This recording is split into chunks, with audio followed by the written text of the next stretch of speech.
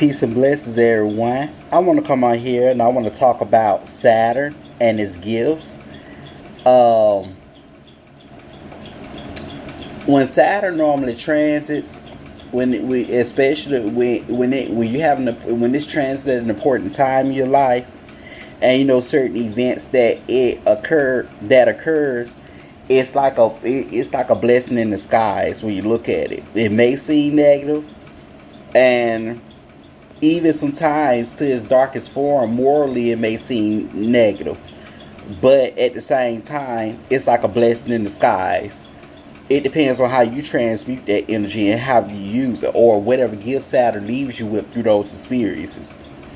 Um, Cause see, people always tend to sit up there, and they will talk about the superficial, shallow side of these planetary energies and transits and aspects, but at the same time, they don't even talk about the real hardcore truth of life and the dark side of life about these transits.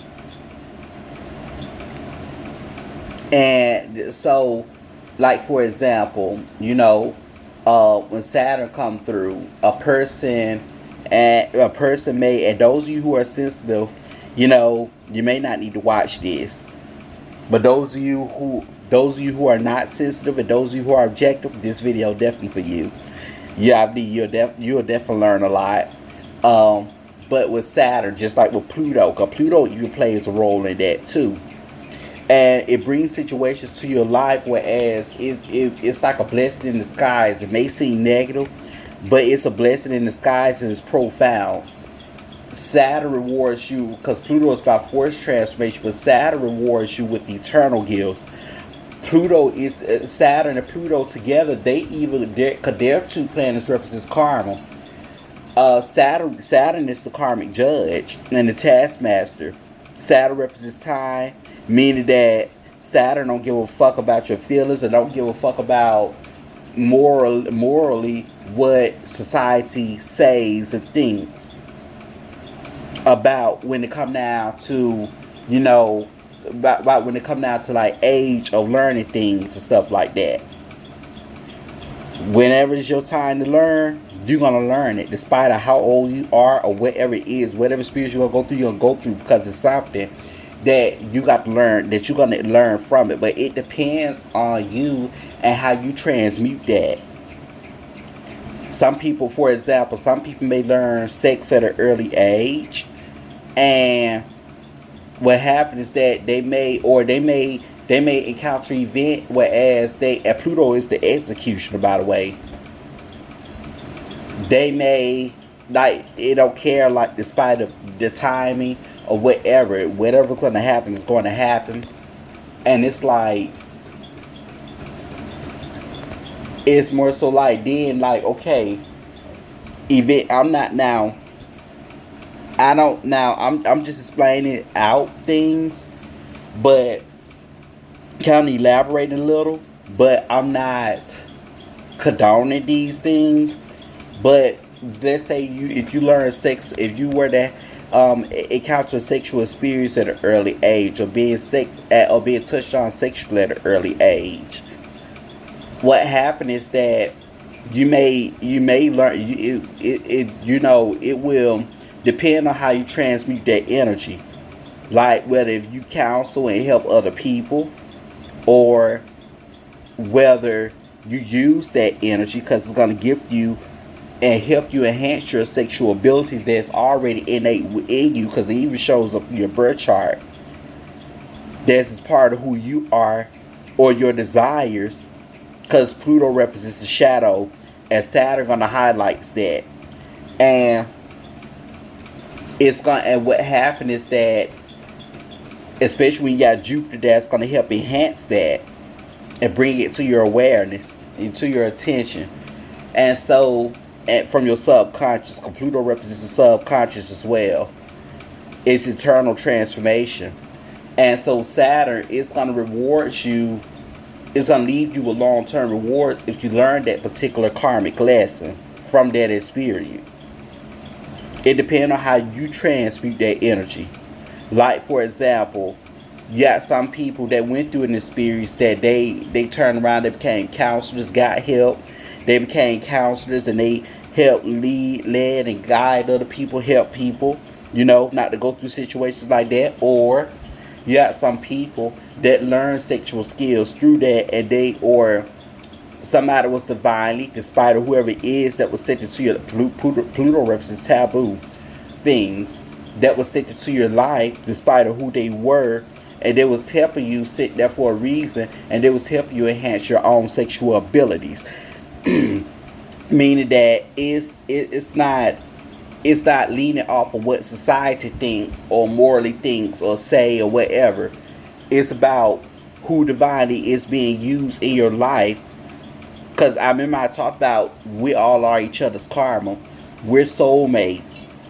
That's what soulmates are for, to help each other in terms of transformation, in terms of aligning with our true authentic self, and either help us monitor our own spiritual compass. So they're teachers in our lives, basically. We're all to each other teachers in each other's lives, you know. And even karma debt have to be paid off in that way. It goes beyond, just doing people wrong and what you do to people, your due diligence. Karma debt goes way beyond that. Because it can root back to past lifetimes, and it's something that you have to learn in order to pay that karmic debt, even for your ancestors in the past life. Even the South Node foretells that. And so, and aspects connected with that. So, and who you in the past life, or your ancestors in the past life. So, what happened, and it carry on over to this lifetime, they have to be paid off. And so So what I was saying, you can use that energy to help it to help serve humanity in a way. Another way that use that energy to help serve humanity in a way and make things prosper for you. Meaning that I'm just talking in this perspective. Like you can use it to become a porn star, or and to make money. Like, cause body art, it teach you about body art, especially those of you who went through a self identity crisis, or that was body shame, and you went through lessons about that. You being evolved and accepting that part of yourself, and you went through experiences even to help you accept that part of yourself and explore your own sexuality and stuff. Especially those of you who have Pluto, or especially those of you who have Lilith in the first.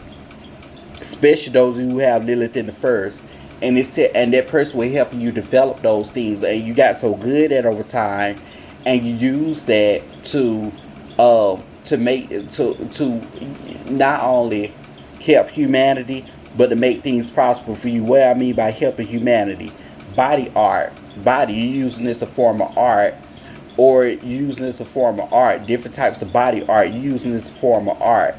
That's even what Neptune represents. When I was talking about the Jupiter-Neptune conjunction, and Pisces represents art using the form of body art, and creativity using the form of body art, and you learn to harness that energy.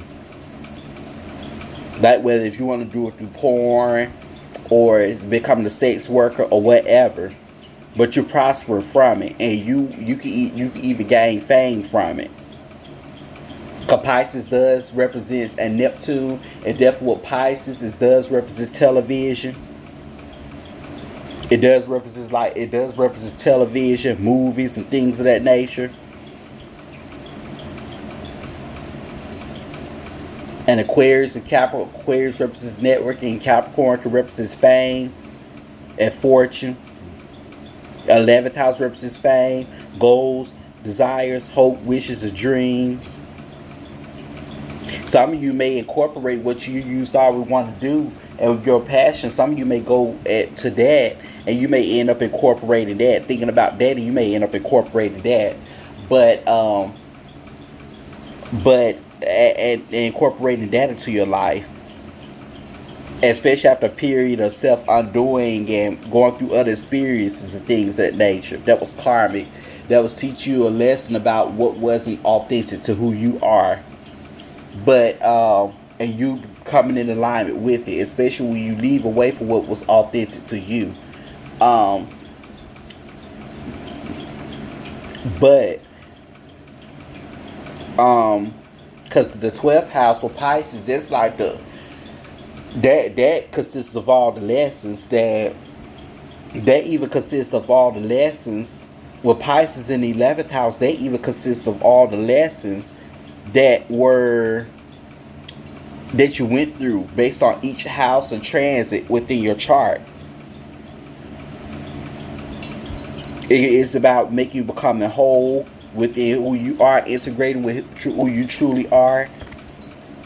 Pisces even represents what they consider weird sexual things, such as like foot fetish and things of that nature. That's why you're seeing a lot of people becoming obsessed with feet and foot fetish. They're making videos off of it, tickling people feet. You're gonna see a lot of weird sexual things, especially even it's been even being enhanced with the South Node in Scorpio. And with the North Node in Taurus, people using that to their own advantage. We got the Saturn in Aquarius. Aquarius represents entitlement and it can represent resources. But you got people using it like in terms like fame and stuff like that. They're being open to it. They help get themselves out there, whatever the case is. But what I'm saying is that Saturn leaves you gifts. Back to what I was talking about, Saturn leaves you gifts. Saturn leaves you gifts. My nose itchy, but Saturn leaves you gifts. And they're profound gifts. They're long-term gifts. It depends on how you use them and how you harness that energy. But Saturn leaves you gifts. Hell, some of them porn stars. Shoot, they got that shoot. I bet you an amount of money. Some of them porn stars, for example, they learn stuff at an early age, and now and what happens is that they came up, they transmuted that energy, and look what they're doing. They're out there making money. They're out there doing their thing, making money, traveling, partnering up. They prospering through that. So, and they blowed up, and some of them became an icon, like Mr. Marcus and all of them, you know. So it depends on what you do with it. But what I want to come on here and talk about, be thankful of Saturn gives. Saturn gives you experiences that are a blessing in disguise. That are a blessing in disguise that helps you learn those lessons. It helps you explore your own gifts or whatever. Saturn leaves you with long-term gifts. That's why those experiences are blessing in disguise. Saturn leaves you with long-term gifts. And Pluto helps you align with that. Jupiter bring it up and help you accept that. It brings your awareness to your attention.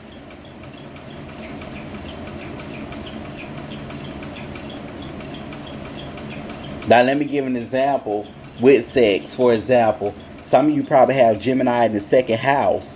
Or those you have Gemini in the second or third house, you probably been through experiences whereas you have, could depend on many factors, even the ruler of your Mars, wherever it placed, all of that. Some of you probably have had siblings that, you know, try to show you some type of sexual experience or someone close to you in your own community. But it was something that you were supposed to learn from that. They were there to help you develop something. They help make you aware of something. But now it's up to you how you use that energy. How you use that and how you transmute that. Especially to your own purpose. But Saturn leaves you with gifts. It leaves you with eternal gifts. And reward. It depends on how you incorporate that into your life. Despite of what society thinks or says. Even though you do consequently, it's about how you use it and stuff. Even though consequently you do have, you know, laws, rules, and regulations in place. That's what Saturn represents. Just like Saturn will show you. But Saturn is about everything out on the table. Because I talked about Saturn in Capricorn. Capricorn represents the ancestors, the lineage, your ancestors, the patriarchy. It represents your true authentic self. Capricorn does. It's about Capricorn want everything out on the table. People used to always talk about which sign are detached, but Capricorn, I mean aloof. But Capricorn is aloof just like Aquarius but see, it's in a different way. Because Capricorn want everything's out on the table. Aquarius tend to rationalize things, rationalize their desires, rationalize their emotions. And that's what Saturn taking a lot of Aquarius people through about with right now. Or people, or it was experiences in general with people, even if you don't have Aquarius placements or whatever.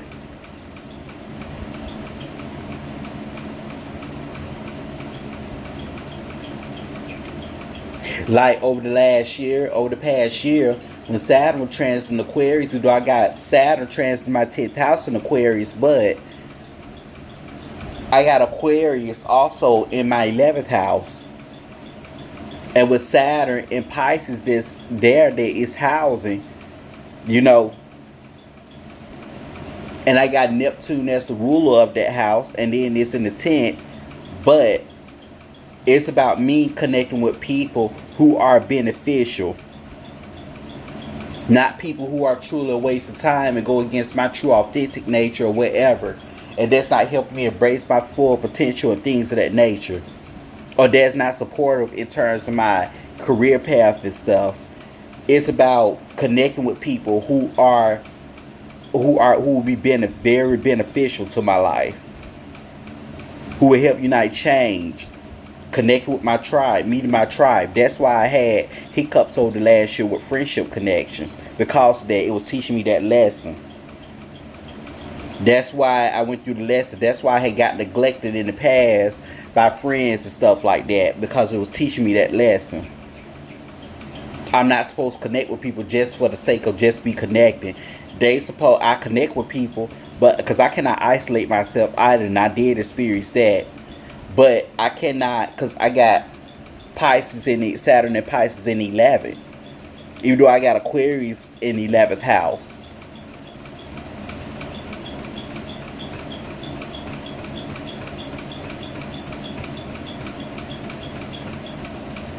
And the ruler of the 11th house is in the 10th. And the ruler of the 10th house is in 11. It's in mutual reception. It'll teach me I cannot isolate myself. Either I get things done alone, but it'd be better for me to partner up. Or it'd be better to connect with people who will be a beneficial part to my life. That'll be very beneficial. Make connections that are very beneficial. And not just making connections for the sake of it. Because other than that, that's when I would get neglected and things of that nature.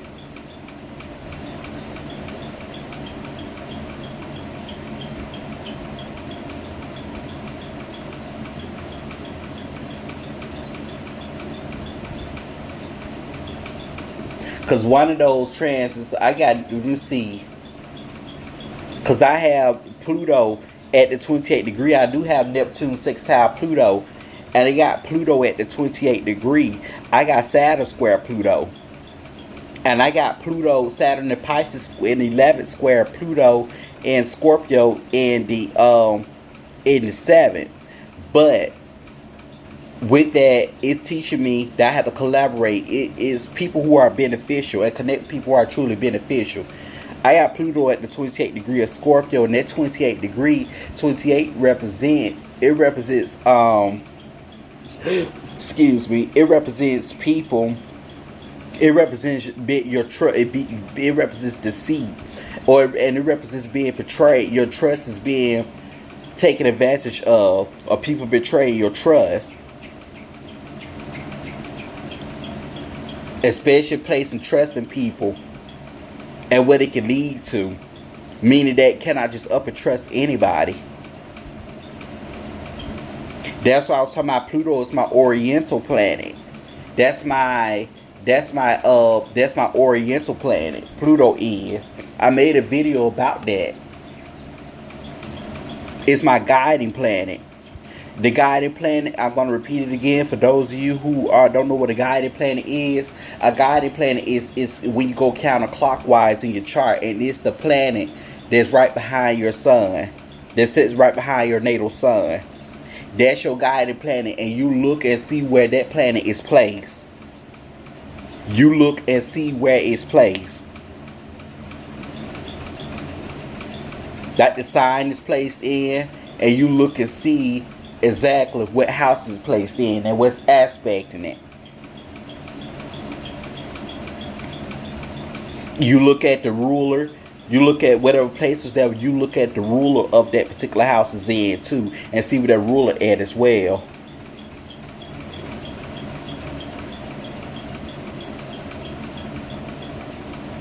And it's going to teach you that thing, and it's going to show you that thing throughout your life, and the lessons you're supposed to learn in pertaining to that. But back to what I was saying, Saturn leaves you with gifts. Saturn will leave you with gifts, and Saturn will leave you with gifts, and this eternal gifts and eternal reward if you learn that lesson, and not be swayed by what society really thinks to say. What lesson it was teaching you. As it stated, it don't care. It don't care. Saturn don't care. Those transits, they don't care if you're a little child. They don't care what society say. Don't care morally what society say or thinks. Whatever's gonna happen is gonna happen. Saturn rules time, and despite of the timing and the age or whatever, where if it's gonna happen, then it's gonna happen. Despite of how old you are, where you are, like the time and the place, all of that. Whatever's going to happen is going to happen.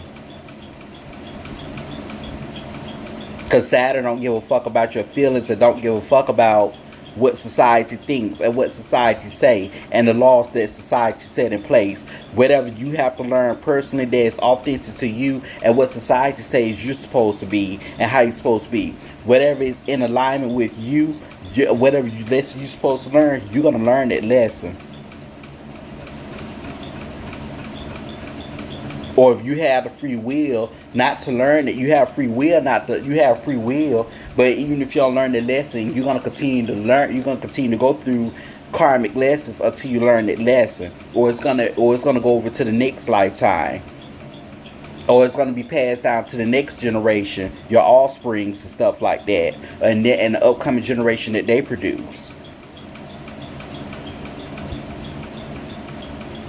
But what I want to come in and talk about, people talk about Saturn as a harsh planet, but when you look at it and adjust to it, because I got Saturn 6 times my ascendant, but when you adjust to it, that's about being painfully ahead of your time. It can make you painfully ahead of your time when it's on your ascendant. Like when they're making a sextile or trine to your ascendant, you can learn responsibilities and things that you're not supposed to learn at an early age, or quote unquote not supposed to learn morally at an early age.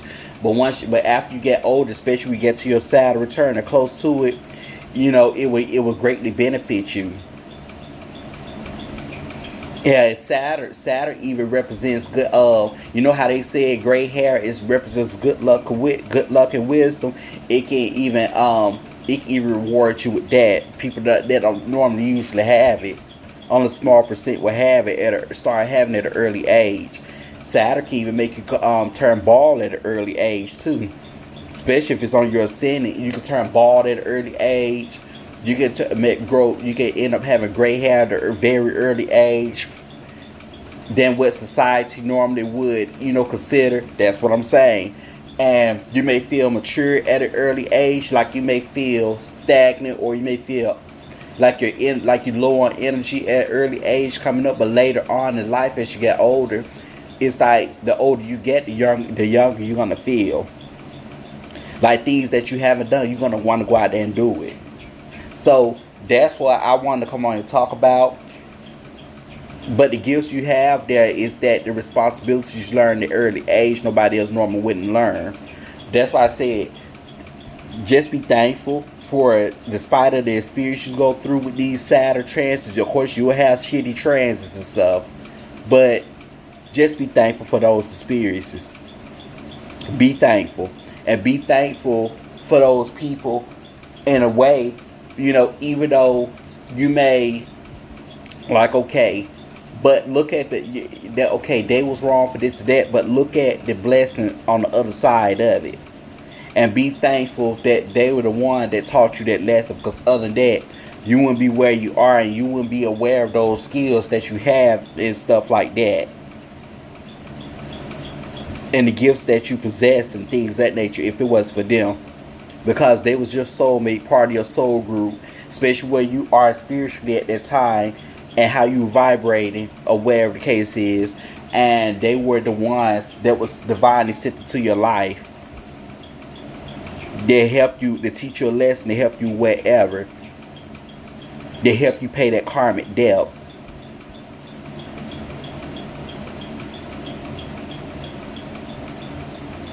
Because when a karmic debt is paid, it ain't just based off your actions and things that nature, your deeds. It's also based off of a past life.